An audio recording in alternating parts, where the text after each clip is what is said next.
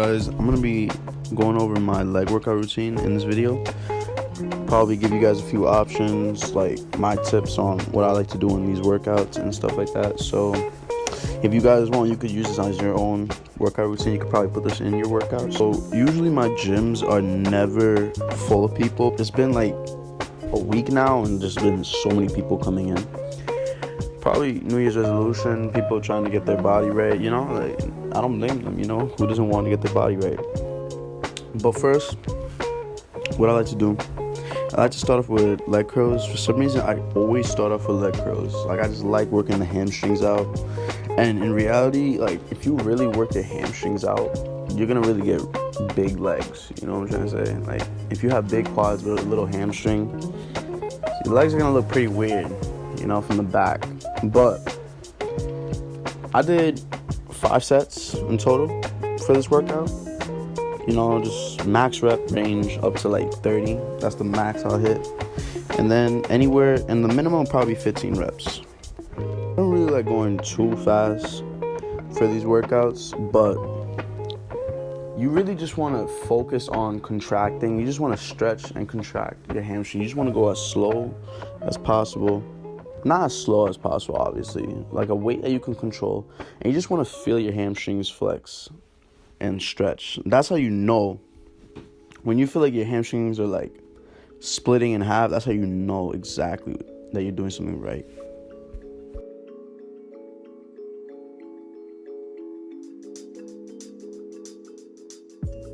So the second exercise that I chose to do for my workout is leg presses. For some reason, I like how leg presses feel on my quads. Like, I feel like I get a great contraction and a great stretch.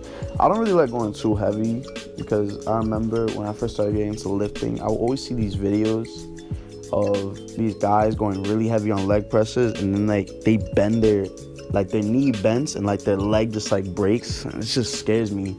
That's why I don't really love going heavy on leg presses. It just scares me. But I really just focused on as much reps as I could do with this workout, you know? Like, it wasn't really a target number. I was just focusing to see how much I could do until like I can't do anymore, you feel me? So basically it's a failure. And I feel like you guys should start trying this workout if you want to build size on your quads and stuff like that, because I just love it, you know what I'm trying to say? But don't go on my word. It's up to you guys what you guys want to do. But yeah, so I did 4 sets for leg presses. The only max weight I went up to was probably 365. That's the max weight I went up to. I didn't really want to go heavier than that. So yeah, that was the second exercise.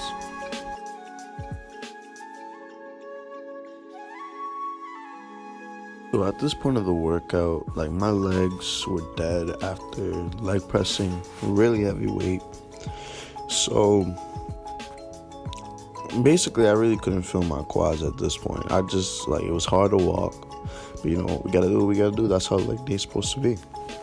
So the next exercise is leg extensions. Now, these are my favorite for quads, but the problem was that my legs were already dead from the last exercise. Like, I could barely do any leg extensions. But what I like to do when I'm doing these, I like to start off my beginning weight to like 30 pounds, because I could do 30 easily. And I just like to squeeze on top. Like, when I squeeze on top of the exercise, like, I just feel it. Like, you just feel like, I don't know what it is. I don't know if y'all get that feeling, but it's like, what I do, I go all the way up in my leg extension, like a full range of motion, and it's like, I feel like that, I don't know I forgot the name, but it's like, I feel like that muscle that pops out of your quads, like, it's like above your knee. It like just pops, like, you feel like that it's gonna come out of your legs. I don't know why, but yeah, so I did 4 sets up to 30, like I always do. And if I couldn't get a 30, I'll stop and try to get to 30 or 25 if I can. You know what I'm trying to say? Remember, you're not supposed to be quitting. You want to work as hard as possible when you're doing these exercises, because you want as much growth as possible for your legs. Alright, after that exercise. Then we had to train our calves. Because, I hate it when people say, oh, calves are just genetics. You can't grow calves. And in my opinion, I really disagree with that. I feel like if you train your calves hard, like you train it twice a week, you get some development. You will see some growth from your calves. And it's not like doing the same weight over and over again. Nah, you want to progressively overload. You want to put more weight on the exercise so your calves are not used to that weight. So then once they get used to it, they're going to start growing. Because when you train a muscle, you want to train it as hard as possible, but you don't want to use the same weight over and over again, because then it's going to get used to it. So from over time, you'll progressively overload. It's like as if when you curl 25 pounds, right? From time to time, your bicep will get used to that curl. So progressively overloading, you go up to 35 this time. Now it's 10 pounds heavier. Now your bicep's not used to 35. You know what I'm trying to say? It's gotten stronger from the 25. Now it's going to get used to the 35 in a few. That's how you progressively overload. Or by doing supersets and stuff like that. But I basically wasn't doing like crazy numbers with my calves because I put 225s. My calves weren't used to that. I don't know. I feel like my calves are just I would say my calves are like okay, but that's not gonna stop me from training calves. You know what I'm trying to say? You can't use the excuse, that my calves can't grow because it's just my genetics. Just train hard and you'll start seeing some improvement in your calves.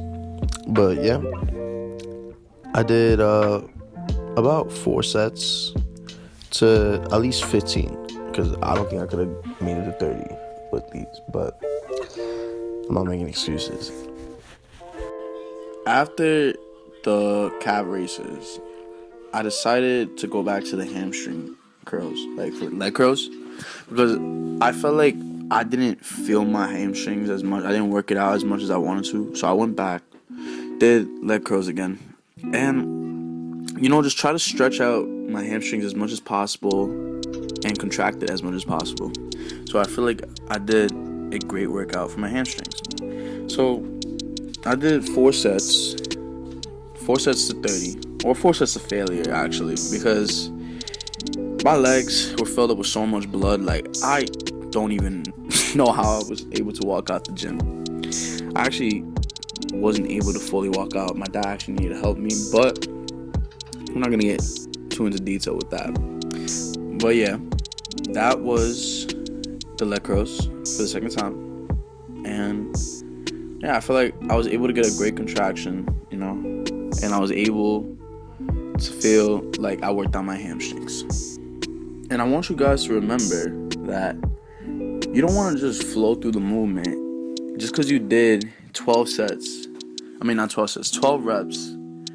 of hamstring curls, or you did 40 reps, whatever number you want to do. That doesn't mean you actually worked it out. You need to make sure that you're actually feeling the muscle. That you're actually contracting it and stretching it. Because if you're not even feeling the muscle, you're getting other muscles involved. You're going to feel sore in places that you don't want to feel sore in.